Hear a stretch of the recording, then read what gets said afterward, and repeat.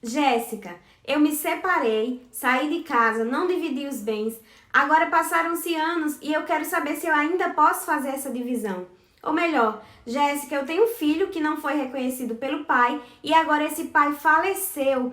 E eu quero saber se o meu filho tem direito a essa herança e o que eu devo fazer.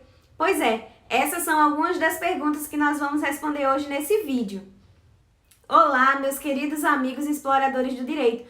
O vídeo de hoje é exatamente isso, vamos responder as dúvidas de vocês. Eu sou a Jéssica Arruda, para quem não me conhece, está chegando agora, seja muito bem-vindo a esse canal. É o canal que fala dos teus direitos de maneira simples, fácil, sem juridiquês, para que você não fique complicado. Então, se você gosta desse tipo de conteúdo, é aqui mesmo que você vai aprender sobre os teus direitos, sobre como se defender. Se você puder, compartilha com seus familiares, porque dica boa é dica compartilhada. Então, vem comigo!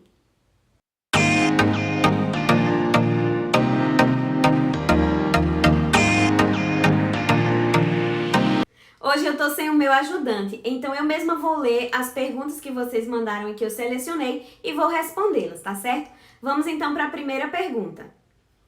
Jéssica, se uma das partes que quer se divorciar através do divórcio extrajudicial tem filhos menores de outro casamento, ela poderá se divorciar no cartório ou terá que ser na justiça por causa dos filhos menores? Olha, excelente pergunta, até porque a gente falou sobre isso, sobre o divórcio extrajudicial, o divórcio de forma rápida, simples, mas vocês sabem que, como eu falei no vídeo anterior, ele tem requisitos. E aí essa pessoa está perguntando, Jéssica, eu tenho filhos menores, tem filhos menores envolvidos aí, mas é de outro casamento, então vai poder fazer esse divórcio de forma extrajudicial ou tem que judicializar por causa das crianças? Nesse caso em questão, eles poderão sim se divorciar de forma extrajudicial. Isso porque os menores são filhos de outro casamento, então não tem mais nada dos menores para resolver.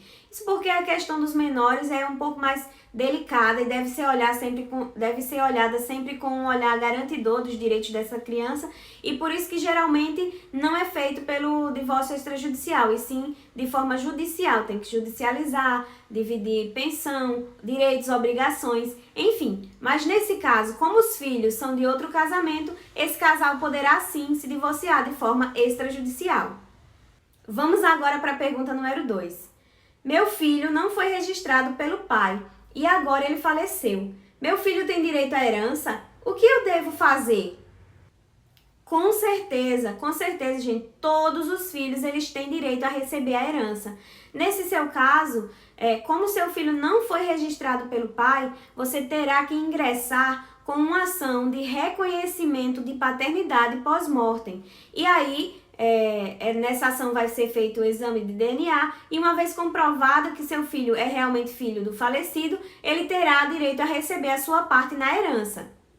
E preste atenção nessa dica, é importante que você entre com um pedido no processo de inventário para que seja reservada uma cota de bens e direitos, para que não aconteça que quando o seu filho venha a ser reconhecido, o processo de reconhecimento aí de paternidade aconteça, para que esses bens não tenham já sido divididos entre os demais herdeiros e aí não sobre nada para o seu filho. Então é importante que seja reservada essa cota de bens e direitos para que quando ele seja reconhecido, ele possa aí ter o que receber.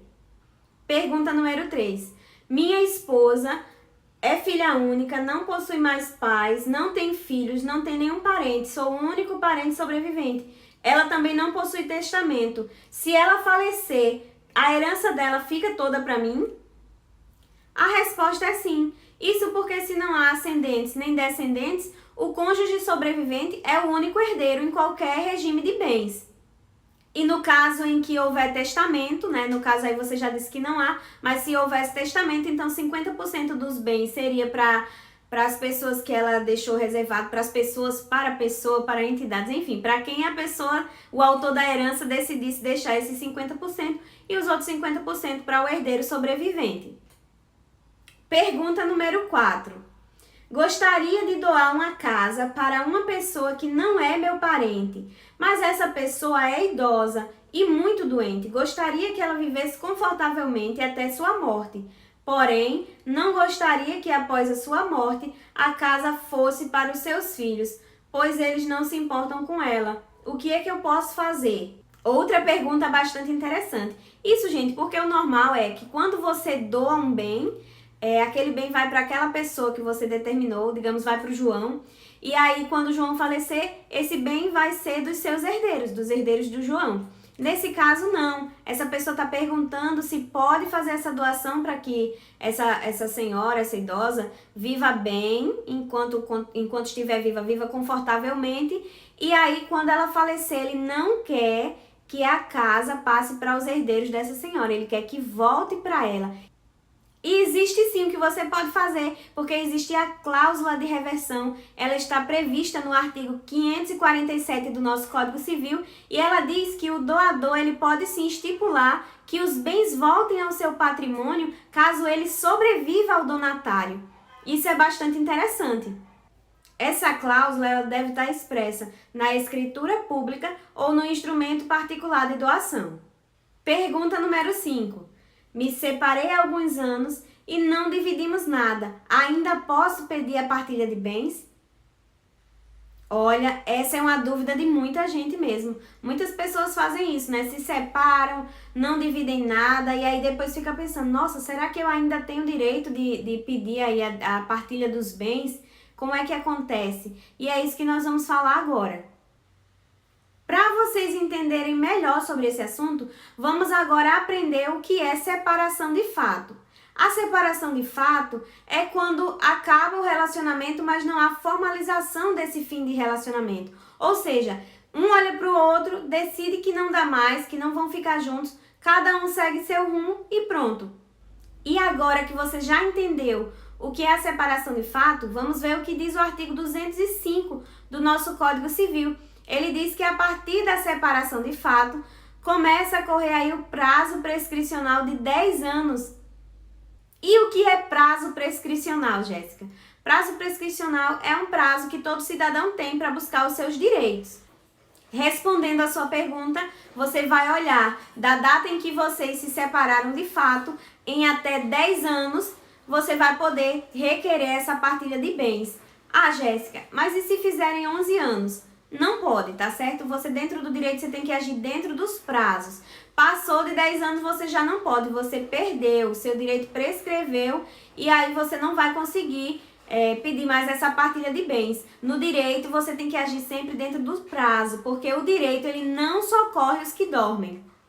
E vamos agora para a última pergunta, tá?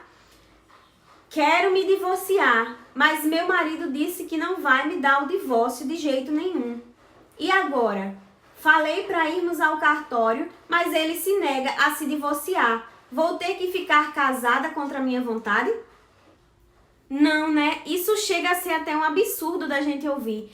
Ninguém é obrigado a ficar casado com alguém contra a sua vontade. Então, se ele não quer fazer da forma consensual, de forma extrajudicial, concordando com você, então você tem que buscar o divórcio litigioso. É um direito seu, incontestável. Você não é obrigada a permanecer casado com alguém se você não quer. Então vai buscar os seus direitos, é um direito seu.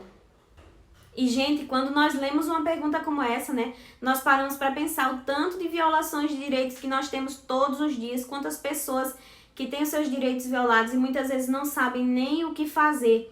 E é por isso que eu vou trazer alguns temas aqui nos próximos vídeos sobre feminicídio, sobre o que fazer, sobre questão de violência doméstica e intrafamiliar com as crianças. São informações que vocês precisam saber, porque saber o que fazer e fazer da forma correta faz muita diferença. Então, eu espero que vocês tenham gostado desse vídeo. Espero que vocês fiquem comigo para aprender muito mais. Nós temos muitas coisas boas que estão por vir. Espero que Deus abençoe cada um de vocês. Desde já eu agradeço a presença de cada um. Sejam todos sempre muito bem-vindos. Fiquem aqui comigo. Deixa aqui nos comentários os seus elogios, sugestões, críticas, tá certo? Sugestões para os próximos vídeos, temas que vocês querem que eu venha falar aqui. E é isso aí, pessoal. Fiquem com Deus e até a próxima.